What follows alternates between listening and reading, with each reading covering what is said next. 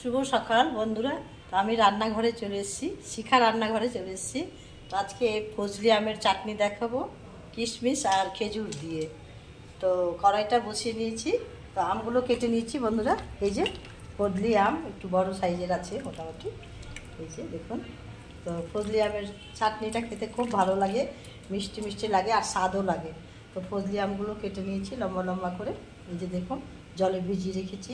আর কষগুলো ফেলে দেবো, জলগুলো ফেলে দিলাম, ধোয়া হয়ে গেছে। তো কড়াইটা বসিয়ে নিয়েছি, আর এই কড়াইয়ে তেল দিয়ে দিব।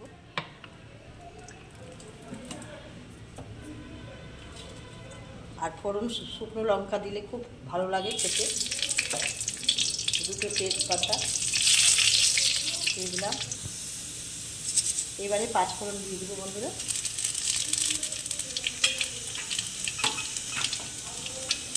আর আমগুলোও দিয়ে দিলাম।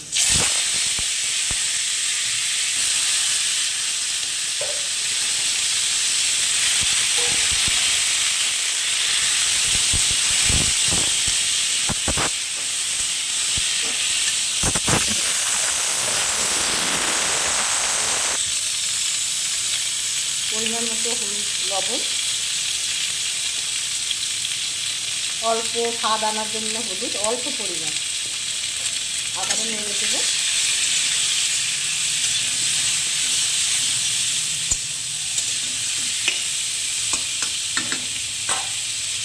এবারে ঢেকে দেব।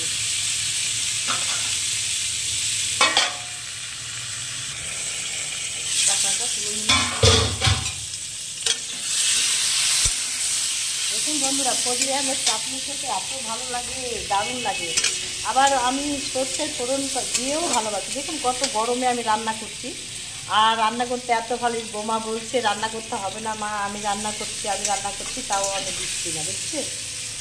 আমার এত ভালো লাগে রান্না করতে। তো আম ভাজাগুলো হয়ে গেল, এবার আমি জল দিয়ে দেবো, সমান সমান জল দিয়ে দেবো।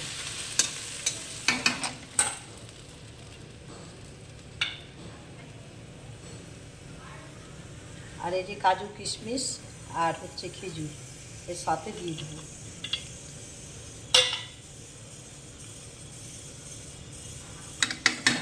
ফুটে উঠবে, তারপরে চিনি দেবো। ঢেকে দিলাম।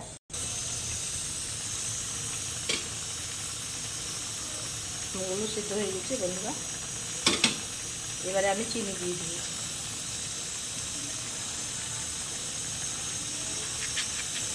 আন্দাজ করে চিনি দিয়ে দিলাম।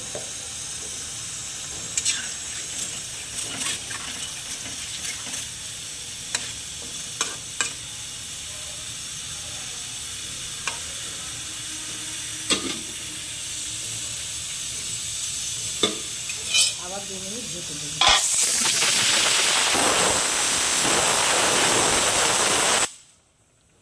মাংস রান্না হচ্ছে প্রেসারে আমার সোনা দাদার জন্য। তো রবিবার চলে এসছে, মাংসটা আর দেখাবো না, এই যে সব রেডি করে রেখেছি। রবিবার মানেই মাংস, বুঝতেই পারছেন। তো মাংস হবেই হবে। তো আজকেও খাসির মাংস এসছে, এই যে মশলা রেডি করে রেখেছি সব।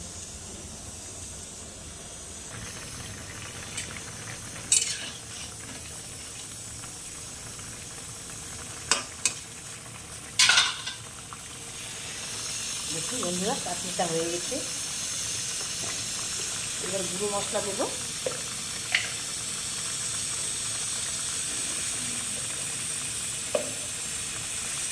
মৌরি গুঁড়ো করে রেখেছি বন্ধুরা। চাটনিতে আমি মশলা করে রাখি চাটনি খাওয়ার জন্য।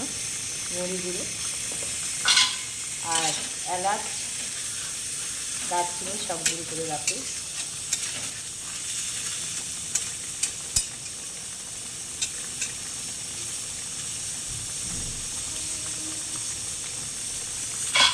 চাটনিটা তৈরি হয়ে গেল বন্ধুরা।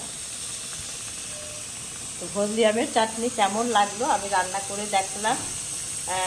খেজুর আর কাজু কিশমিশ, আর কি লাগে, কিছু লাগে না। আর একটু পাঁচফোড়ন দিয়ে, শুকনো লঙ্কার ফোড়ন, তেজপাতা দিয়ে রান্না করলাম। কেমন লাগলো শিখা রান্নাঘরে একটা লাইক, কমেন্ট, শেয়ার, সাবস্ক্রাইব অবশ্যই দেবেন। তো এই বলে আমার ভিডিওটা শেষ করলাম। আর অবশ্যই ভিডিওগুলো দেখবেন বন্ধুরা।